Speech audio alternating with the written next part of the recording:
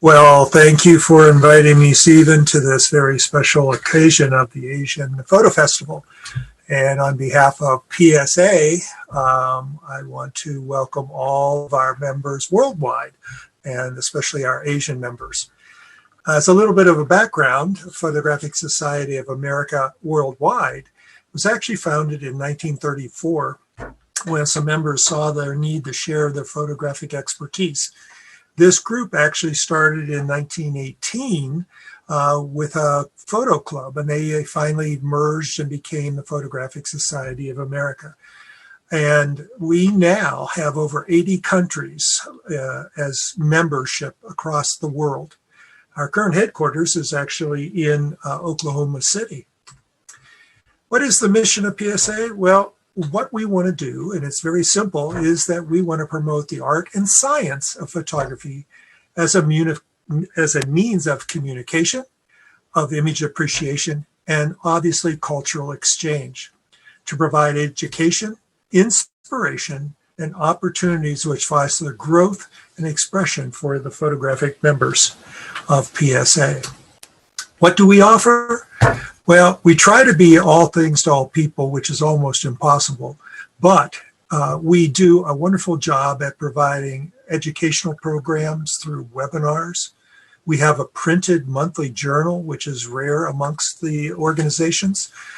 We have online education, and to make a side comment on that, we are in the process of adding new and more advanced classes for people to take. We have specialized divisions. If you have an interest in nature or color landscape, pictorialism, photojournalism, photo travel, or 3D, we're there for you. And if you like prints, we have two print divisions, both color and in monochrome. We also have something called study groups, where our individual members share amongst themselves and talk amongst themselves about certain aspects of photography. We have something called recognition of photographic achievement, which I'll speak to later. And this is a mechanism by which you receive recognition. And it's one of many ways to be recognized in the world with your photographic talents. We have an image evaluation service, which if you would like to have images evaluated and discussed to learn more about your photographic endeavors, we have that. We have international relationships. We have an international vice president who travels the world and provides for all types of education and exhibitions worldwide. And it goes on and on and on, but these are the primary things that we have right now.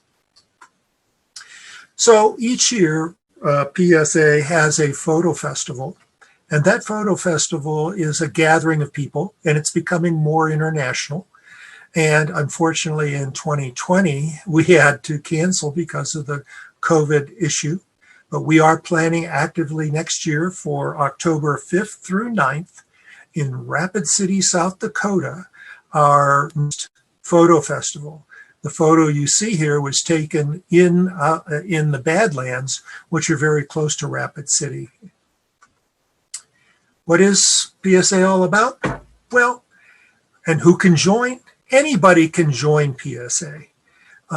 We really begin with, I would say, teenagers on up through seniors, and you don't have to have any expertise. We have people who are beginners, and we have people who are professional photographers. It's basically a gathering of people who have this strong interest and desire for photography. How relevant is PSA for photographers? Well, I think it's as relevant as you want it to be. As I mentioned earlier, we have a lot of different things and programs and opportunities for our members. The trick is to find what you would like to learn more about or be involved in or work towards or be recognized because of. And once you find that, PSA offers something for you along those lines. What are the benefits of PSA membership? Well, there's a long list. I've mentioned quite a few of them. Probably the biggest thing is that it's a fellowship of photographers. I personally have become friends with photographers all over the world, and it's such a wonderful opportunity to share their expertise with me and my expertise with them. It's cultural exchange. Within the United States, whenever we travel, we are always confounded by new people who don't know about PSA, and we talk about that, or we run into PSA members. There's another benefit that I forgot to mention, and that is that we have a photo travel area. So if you are traveling somewhere, we have members from that area that you can contact, and they will tell you about that area and where to go and when to be there. And I was in Moab, Utah last month and met someone who had written to me about going to Moab, and we met and we had lunch and we talked.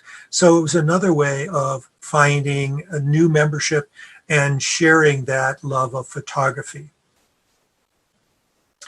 You know, PSAs, as all photographic organizations, are facing a lot of challenges. Our biggest challenge right now is to remain viable, especially during the COVID time. Because of that, we have been offering free webinars to clubs and individuals.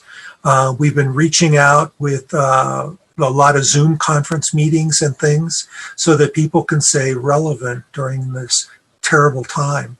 And in the future, our hope is to continue that process and to make it relevant for people constantly, that they can have a source, a place to go, an organization that is there to support their photographic needs and endeavors. And that is what we are facing right now. We would love to have more members, because the more members we have, the stronger we become as an organization.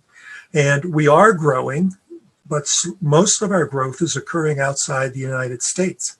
And for that reason, we are reaching out as the worldwide organization for photography. How does PSA stay relevant? That is what we've been talking about. We make ourselves available, for instance, for the Asian Photo Festival. We're here, we're presenting here.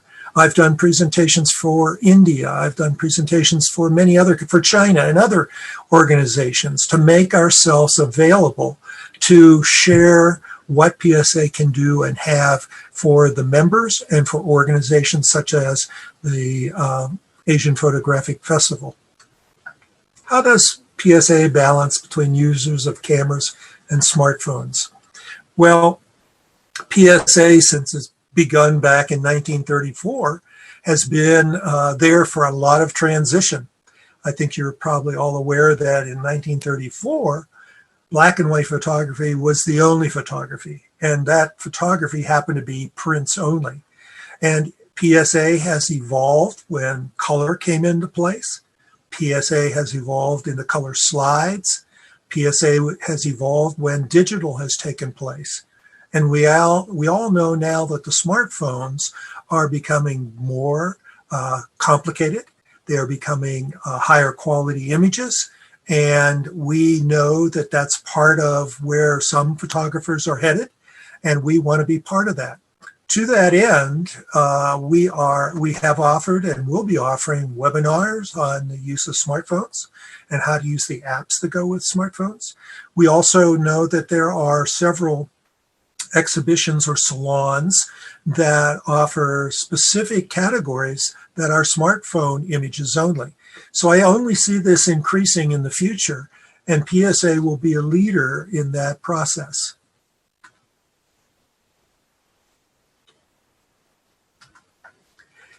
What is PSA's role in the international photography? Well, there are a lot of other organizations around the world, and we are one of them. We are forming partnerships with many of them as we move forward into the worldwide market. PSA and Fiat,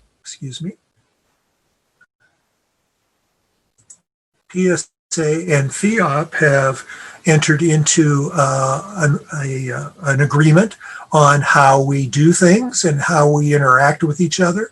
And we will be reaching out to other organizations to do the same, because we are much stronger as a larger group than we are as individuals.